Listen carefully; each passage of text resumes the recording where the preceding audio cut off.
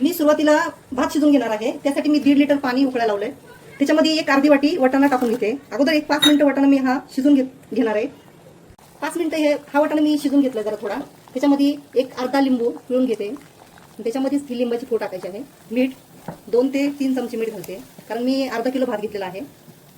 अर्धा चमचा तूप.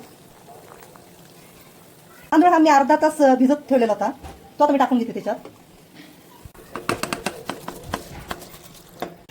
मुठभर ही पुदिन्याची पाणी घेतलेली आहे, ही टाकून घेते. ह्या पाण्यामध्ये पुदिना टाकले की वास पण असा छान येतो तांदळाला. कोथिंबीर थोडी चिरून टाकते.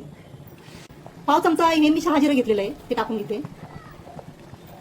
6 ते 7 मिनिटं लागले तांदूळ हा शिजायला. मी हा बासमती तांदूळ घेतल्यामुळे ह्याची टेस्ट पण खूप छान लागते भाताची. तांदूळ हा मी पूर्ण असं शिजून घेतलेला आहे, तर मी काढून घेते. भात हा मी पाण्यातून काढलेला आहे, तो परातीत पसरून ठेवला आहे. आणि लिंबाची फोड आहे ती पण काढून टाकायची आहे. एक 4 ते 5 चमचे मी तेल टाकून घेते. साजूक तूप 1 चमचा मोठा.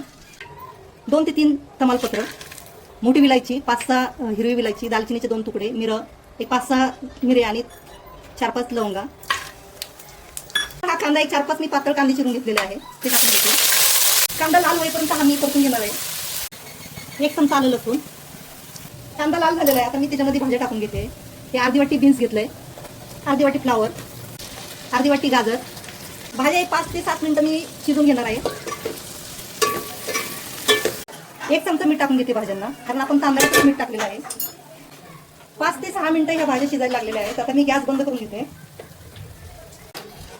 1 चमचा तूप टाकून घेते. एक पाववाटी हे काजू घेतलेले मी, काजू टाकून घेते 1 चमचा तुपावरती. आणि पाववाटी मनुके. काजू आणि मनुके हे फ्राय करून घेते. मनुके हे जराशी फुगले की काढून घेणार आहे. वाटी पनीरचे झिपके घेतलेले आहेत, हे थोडेसे मी चालू फ्राय करून घेते. पनीर थोडंसं असं लालसर झालं की काढून घेणार आहे. 5 मिरच्या घेतलेल्या आहे मी. तुमच्या आवडीनुसार तुम्ही याच्यामध्ये कमी जास्त मिरच्या टाकू शकता. ह्या भातावरतीच मी ह्या सर्व ज्या भाज्या शिजवलेल्या आहेत त्या टाकून घेणार आहे.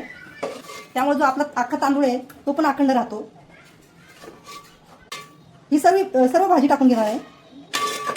जे पनीर आपण फ्राय करून घेतलेलं होतं ते पण टाकून घेते. काजू आणि मनुके फ्राय केलेलं पण टाकून घ्यायचे आहे. भाज्या आणि तांदूळाचा अलगद असं मिक्स करून घ्यायचं आहे. अशा पद्धतीने मी हा भात सर्व असा भाज्यांमध्ये मिक्स करून घेतलेला आहे. ज्यावेळेस तुम्हाला खायचा त्यावेळेस तुम्ही हा पातेल्यात टाकून असं वाफ देऊन खाऊ शकता. हा आपला मिक्स व्हेज पुलाव तयार झालेला आहे.